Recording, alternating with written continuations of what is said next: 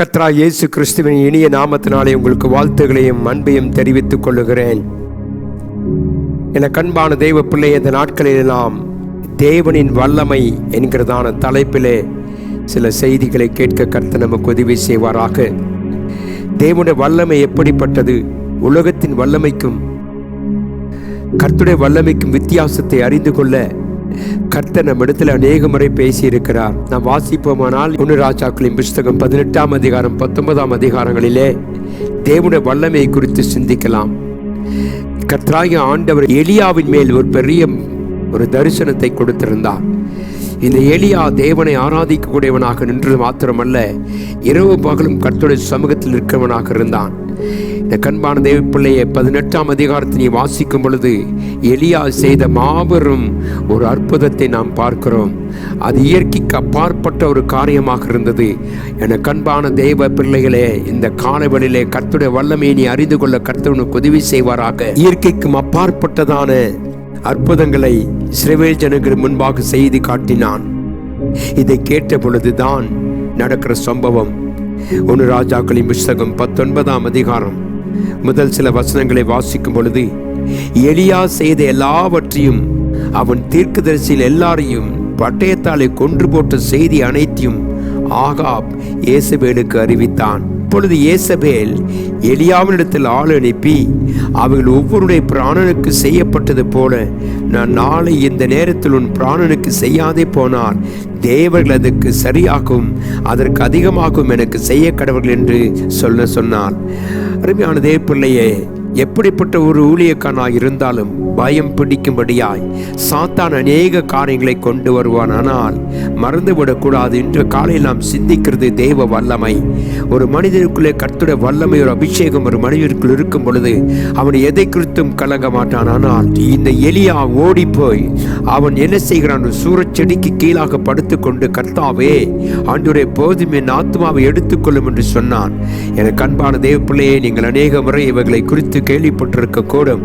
ஆனால் தேவனாகிய கர்த்தர் சொல்லுகிறார், நம்முடைய ஆண்டவர் தெய்வீக வல்லமை கொண்டவர், சகலத்தையும் ஆளுகிறவர். ஒரே வார்த்தையினாலே வானத்தையும் பூமியும் உண்டாக்கின கர்த்தர் உனக்கு வாழ்க்கை அனுபவித்து உன்னை நடத்துகிற தேவனாய் கர்த்தர் சொல்லுகிறார், பயப்படாதே, நான் இன்னும் உங்களோடு தான் ஜீவித்துக் கொண்டிருக்கிறேன். என கண்பான தேவ ஜனமே, இந்த கால வேளையில கர்த்தாவை உடைய வல்லமை அறிந்து கொள்ள எங்களுக்கு உதவி சென்று சொல்லி கேட்போம். 10ஆம் வசனத்திலே கர்த்தராகிய ஆண்டவர் அவனோடு கூட பேசும் பொழுது சொல்லக்கூடிய காரியம் என்னவென்றால், கர்த்தர் ஆண்டவராகிய தேவன், பிதாவாகிய ஆண்டவர் எலியாவோடு கூட ஒரு தரிசனம் படுகிறார். அவரிடத்திலே கர்த்தர் பேசுகிற ஒரு அனுபவத்தை பார்க்கிறோம். கர்த்தர் எலியாவுக்கு தரிசனமாகி சொல்லுகிறார், அவன் ஆண்டவரை பார்த்து கேட்கிற காரியம், கர்த்தாவை உமக்காக நான் பக்தி வைராக்கியமாய் வாழ்ந்தேன், ஆண்டவரே நான் உமக்காக தைரியமாய் வாழ்ந்தேன், ஆனால் இப்பொழுது என் ஜீவன் தப்புவதற்கு ஓடி வந்திருக்கேன்னு சொன்னான். மரண பயம் எல்லா மனிதனுக்கும் உண்டு தேவ பிள்ளை. ஆனால் மரணத்தை ஜெயித்த இயேசு கிறிஸ்து நமக்கு வல்லமையை கொடுத்திருக்கிறார், ஒரு கிருபையை கர்த்தர் கொடுத்திருக்கிறார்.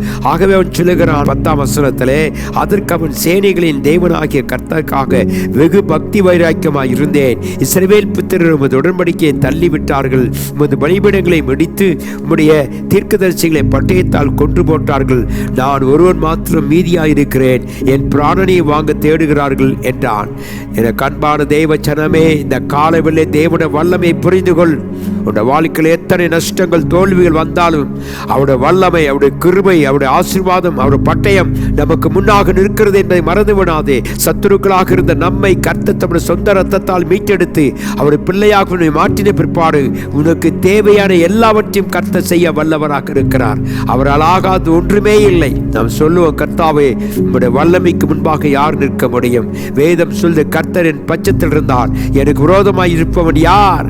இந்த காலையில் இந்த நம்பிக்கையோடு நாம் சொல்லுவோம், இன்றைக்கு நீ எந்த சூழலிலே போயிருந்தாலும் இந்த தேவனுடைய வல்லமையை சந்தித்துப்பார், தேவனுடைய மகிமையை சந்தித்துப்பார், தேவனுடைய கிருபை சந்தித்துப்பார்.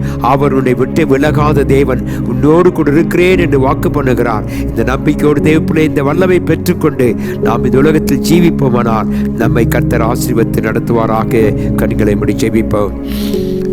எங்கள் மாறாத தேவனாகிய கர்த்தாவே, நீர் எங்களுடைய வல்லமை எங்களுக்கு வெளிப்படுத்துகிறதுக்காய் ஸ்தோத்திரம். புதிய கிருபைகளை எங்களுக்கு தாங்க ராஜா. கர்த்தாவை விழுந்து போன எங்கள் வாழ்க்கையை தூக்கி எடுத்து நீர் எங்களுக்கு மகிமையான காரியங்களை செய்கிறதுக்காய் ஸ்தோத்திரம். ஒரு தெய்வீக வல்லமை எங்களோடு கூட இருக்கட்டும் அப்பா. நீரே மகிமையான காரியங்களை செய்யும். தொடர்ந்து எங்களை ஆசீர்வதியை மகிமைப்படுத்தும் ஐயா. புதிய கிருபைகளை தாரும். தேவ கிருபை இருக்கட்டும். ஆசீர்வதியும் இந்த நாள் முழுவதும் எங்களோடு கூட இருக்கும்படியா இயேசுவின் நாமத்தில் ஜெபிக்கிறேன் அன்பின் நல்ல பிதாவே. ஆமென்.